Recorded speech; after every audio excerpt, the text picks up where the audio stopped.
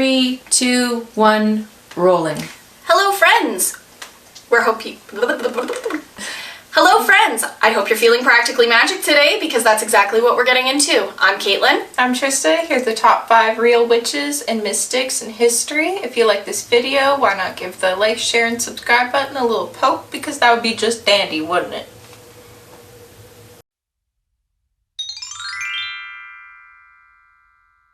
Marie Laveau, also known as the Voodoo Queen of New Orleans. She walked the line between being a voodoo practitioner as well as a political player. But who was the real Marie Laveau?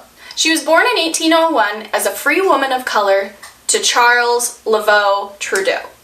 After the death of her husband, Jacques Paris, she entered a partnership with a man named Charles, whose last name I'm not even going to try and pronounce because it's very French, and they had many children together. She began as a midwife, voodoo practitioner, rootwork practitioner, conjurer, and herbalist. Marie also ran a beauty parlor for the wealthy women of New Orleans, where she would take the gossip and hearsay from the wealthy women, as well as the hearsay from the slaves, and she would use that as a way to boost her credibility as a clairvoyant, where people of political power would often come to her for advice. She held racially indiscriminate ceremonies where she would have people come to her looking for more advice and knowledge, and she would sell gris-gris charms to her clients, and then she would also help people on death row. She died peacefully at the ripe age of 79 years old in her bed. A much happier story than most.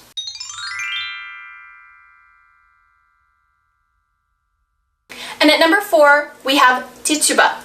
Brought as a slave from Barbados, Tituba moved to Salem, Massachusetts, where she met and married a man named John, and they had a daughter named Violet. Tituba taught divination forms to 2 local girls, Abigail and Elizabeth, and unfortunately, this kick-started one of the most infamous reigns of terror known in American history. Samuel Parris, the father of Elizabeth and the uncle of Abigail, became enraged after the girls faked a demonic possession. The girls blamed Tituba because their uncle was the minister. He encouraged them to fast to cleanse their bodies of the demons. Tituba, feeling responsible, she went ahead and made the girls something called a witch's cake, which is made from both rye and urine, not particularly appetizing, but she made it to cure them of these demons and hopefully rid them of their peculiar behavior. Because he was encouraging them to fast, this enraged Father Samuel even further. When confronted by him, Tituba completely denied that she had any involvement in any of these behaviors that the girls were having. However, because the mass hysteria that it had begun with the other women in the community, he had to find some kind of solution to stop this. Father Samuel decided that beating her was a good way to pull one of those confessions out of her that she was partaking in witchcraft. However, she refused to give a false confession. She did, however, admit to using occult practices to try and help cure these girls. Tituba was later arrested and held in prison for 1 whole year before her trial was reassessed.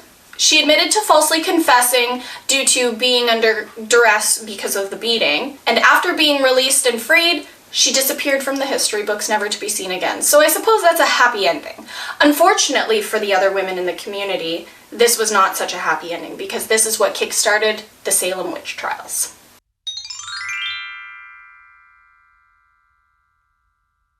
Annie Palmer, most famously known as the White Witch of Rose Hall, was born to an English mother and Scottish father, who both unfortunately passed away from yellow fever when she was young. Upon their passing, her nanny adopted her and taught her both the traditions that go along with Wicca and Voodoo. When Annie became of age, she then married John Palmer and moved to the Rose Hall plantation in Jamaica, roughly owning 5,000 slaves.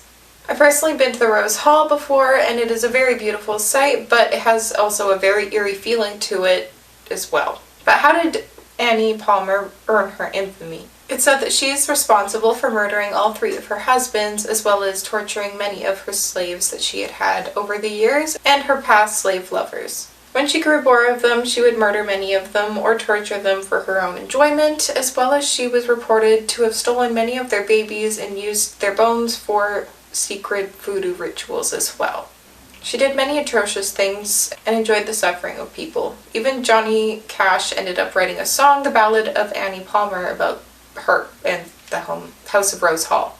As expected, given the amount of enemies she probably made for herself, she kind of got what was coming to her. One of her last lovers, Taku, killed her with a vengeance because she ended up falling for one of his relatives, and when he did not return the feelings for her, she had him killed. In an ever-growing hatred towards her, he cast a voodoo spell on her, as well as strangled her in the night while she was sleeping. Even in her death, though, all the slaves still living on the land were not really settled in the fact that she was dead, still believing that her spirit would return to hurt them.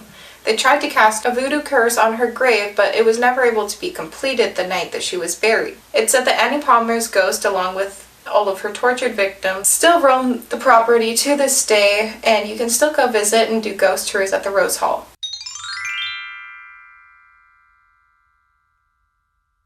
Next up, we have Agnes Simpson. She was described as a Scottish healer who ended up helping her many fellow neighbours of their many ailments, and she was described as an old poor widow who had many children. She's on this list because she was involved with the Berwick Witch Trials in Scotland. But why?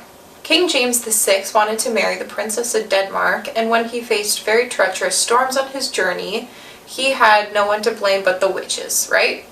Eventually, he and his betrothed made it back to Scotland, and his growing paranoia over the power witches may hold grew. He continued a witch hunt for who could have been the cause for such a treacherous journey. Unfortunately for Agnes, her name was given, and she ended up being tortured for information. She was stretched with ropes, shaven, and searched on her body for a devil's mark, which usually ended up being a mole or a freckle in a weird shape, which ended up unfortunately being found in her privates and led her to confess any time she may have used magic to help cure somebody, which ended up being, for her example, somebody who had never been able to walk and was walking with crutches, as well as a mother whose baby was dying. She was put in front of a judge and jury who she would have personally known and helped throughout the years, who in the end ended up finding her guilty anyway, which is very sad. She was executed by means of strangulation and being burned at the stake. It's told that her tortured soul still roams the Holyrood house, weeping and probably very pissed off.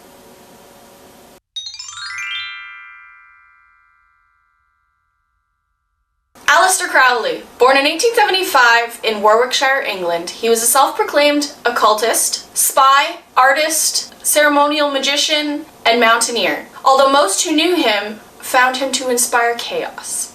In his early beginnings, he was born into a wealthy family that practiced strict Plymouth Brethren beliefs. After the death of his father and his own near-death experience due to his mother's extreme religious beliefs, he was moved to the countryside where he lived with his uncle and had his first taste of free will. After university, he joined Order of the Golden Dawn, a secret society of privileged peers who practiced magic, where he quickly and unpopularly rose through the ranks until he was kicked out. He went on to start his own religion called Tituba in Italy. Having named himself the Prophet, he believed that he was the one to be trusted to guide humanity into the Aeon of Horus. The religion was kicked out of Italy for its hedonistic and unnatural practices. His self-indulgent beliefs included bisexuality, blood magic, sex magic, and opening portals to hell. They didn't particularly like that. If there's anything you think that we missed or would like us to discuss on the channel, please just comment below. We'd love the input. Thank you for watching. Like, share, subscribe. We'll catch you next time. Toodaloo!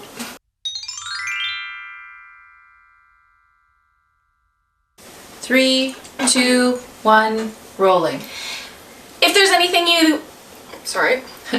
If there is... And we're rolling.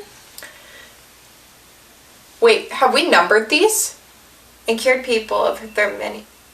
Okay, I'm just gonna take a quick smoke. Just pause it. Every 2 seconds there's something and I'm gonna lose it. She was a woman who was a slave in Barbados, and she moved to Boston.